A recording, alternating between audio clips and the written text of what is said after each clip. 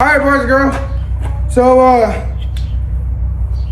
figured out the other day that we had a little issue with this old girl. I think it's been an ongoing issue, so we're gonna fix that real quick. Obviously, we have an issue. This is a farmer tech. It is what it is. It's cheap, it's gonna mill, doesn't really matter. We got us a new clutch because this one is not disengaging at all. So the chain's constantly going. So we're gonna throw us a new clutch on this. Obviously, I'm gonna bring you guys in and show you.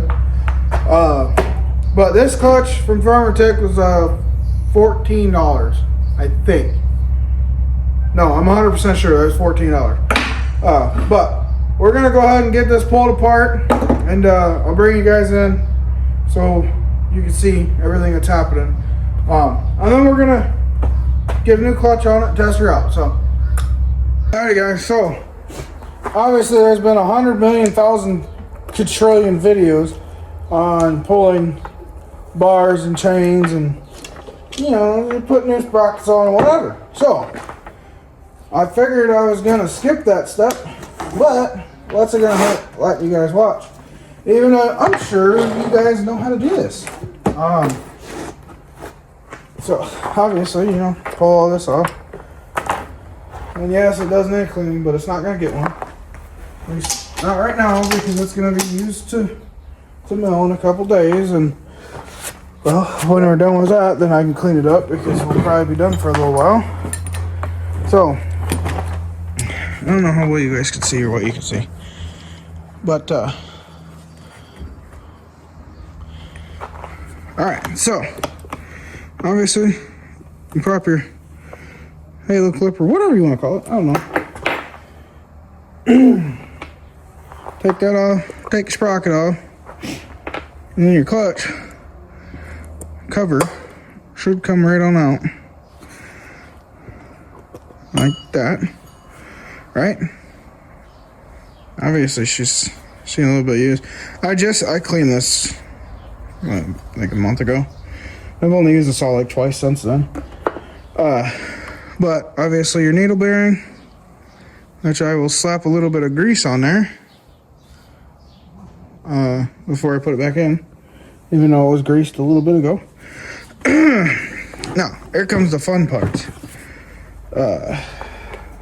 I know. So a lot of you guys are gonna love this part because, you know, purist and whatever. Obviously, we got our bearing now. We have a slight problem. That don't worky. I don't know if it's gonna focus. Maybe. There you go. Look at that. There we go. The old springs there done it broke. See if the other ones are broke. So I'd say, yep, I was probably right. Yep. I would say this clutch was on its way out in the first place. Cool. Alright, so yeah. Got that all done. So now comes the part that I know a lot of people are not gonna like me to do, but I do not care. So let's see. Got a 3/4 inch. Obviously these are reverse threads. We'll just get her lined up and there you go.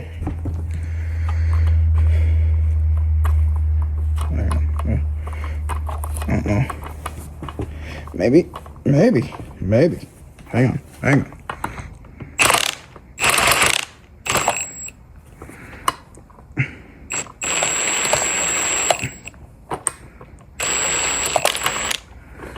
Alright, there she is. There she is. Look at that old girl. I'd say she's done a lifetime of work. There's no doubt about that. Look at that. So, we're gonna get rid of that. Obviously get thrown away. Let's see this old pump, make sure she's good still. Nice and dirty down in here. Oh yeah. Nasty. Look at that. It's disgusting. Alright, we're not gonna worry about that. So, let's slap this whole girl back on there. Just to make sure the old pump still works.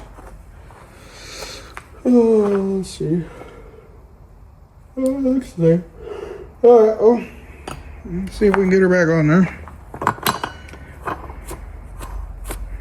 Oh yeah, perfect. Look at that.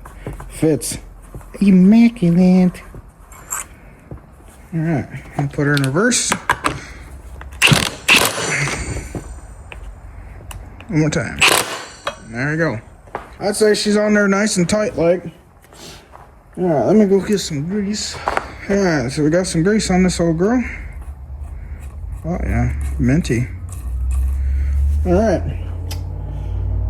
See. Clutch looks like a clutch. Alright, slap that back on there. Make sure she's sitting on there nice and pretty like. And we'll put the sprocket back on. This is a 3/8 7 tooth. So it'll focus. There you go. 3/8 7 tooth or 7 pin. I mean, obviously she's been used a little bit.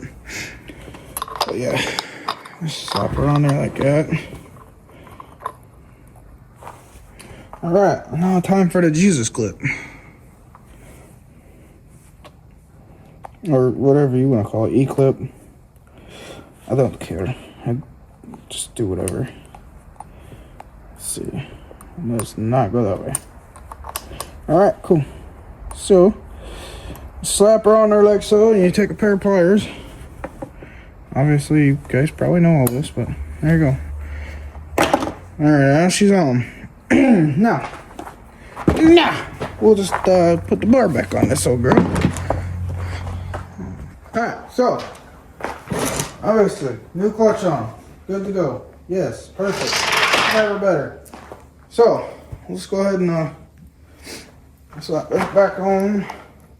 Yes, I know people have different ways of doing stuff, blah, blah, blah, whatever. I don't care. I do what I want, how I want, the way I want.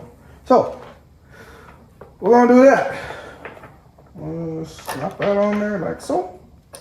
Make sure we're in the sprocket. Yeah, sprocket though. Make sure we don't got no, ain't got no burrs on it. It's just a slight one. So we'll just go ahead and flip the bar over. Like that. Alright, so nice and clean. Cream. Obviously, there's people that have the specialty tools and cool stuff, and I don't have that because I do not need it. I just use a screw or a knife and clean this old girl up just like so. Here's what I got, minty clean, brand new. Slap her in there like so. Put the chain on it.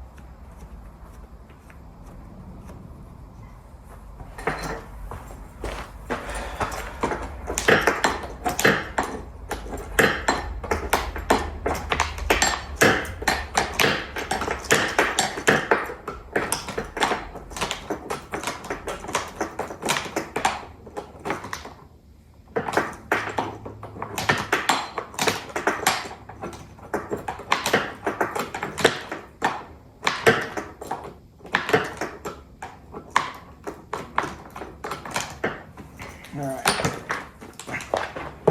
So, obviously we got that on there, like so.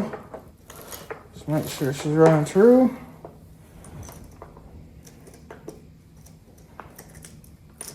I'm pretty sure I stretched this chain out just enough that I don't know if I can get it where it's supposed to be super tight, but so here's a trick I do. Probably not the same as everybody else, but I hold up the back of the saw and then spin this in, and that puts the bar where it's going to be when you tighten it up anyways. Get your chain where you want it. Like that. Yep. Then you tighten the old girl down. And obviously the bar is going to be exactly where it needed to be in the first place. So when you tighten her down, that chain's going to stay exactly where it's at. I don't think it really matters, but that's just what I do. Because, you know, that's just how everybody learns a little different, and that's just how I learn. So, there's that. Alright, got that on there. So, obviously, good mill saw. So, what we're going to do real quick, we're going to fire it up just to see. Hopefully that was the problem. We'll see.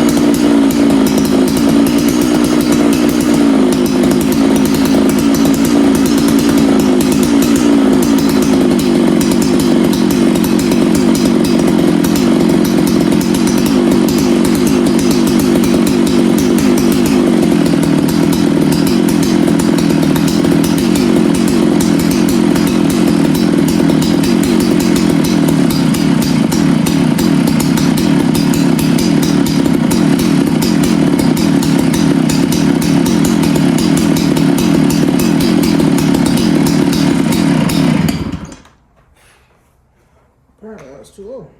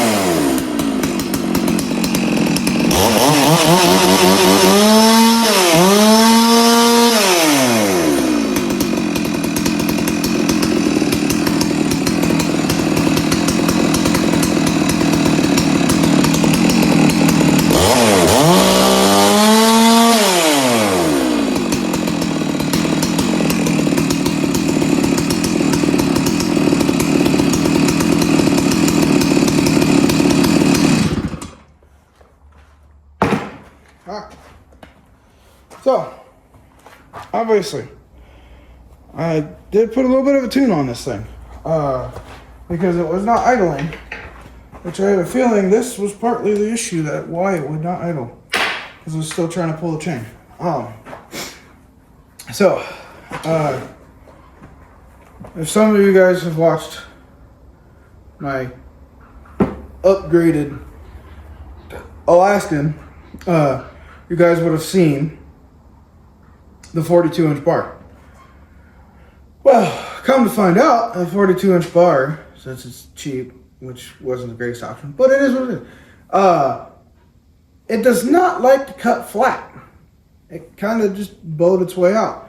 So, after I made that video, I went down there to start slabbing again. I fought with it for about half a day. It was about lunchtime when I was over it. So I went ahead and threw the 36-inch back on, slapped it back on there, and finished all that out. But it is what it is. I'm sure I'll either sell that bar or something. I don't know, because it's a hunk of crap and I don't want it.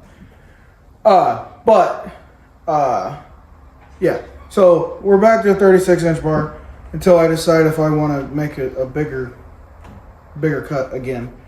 But I have some devastating news for you guys.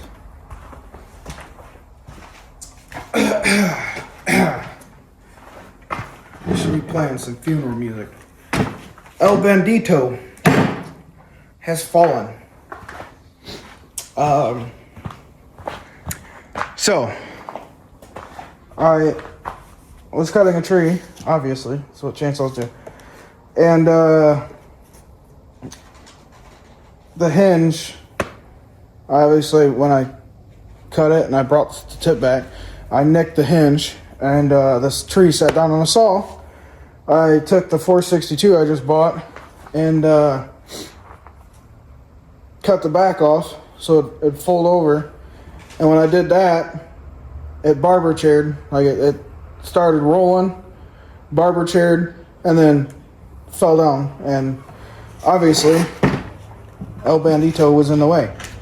And it broke the case, or cracked the case, broke a whole bunch of fins off, broke the recoil, broke the handle, this is broke. She doesn't run, obviously, because it's all smashed up. But yeah, and obviously it blew the suspension out of it too, which is not uncommon because this suspension was garbage anyways. So, but yeah, that one's dead. This one's good. We had a 462. We're working on getting something else. So, I hope you guys enjoyed the videos. Yeah, we'll get this put together and be back to milling. I'll talk to you later.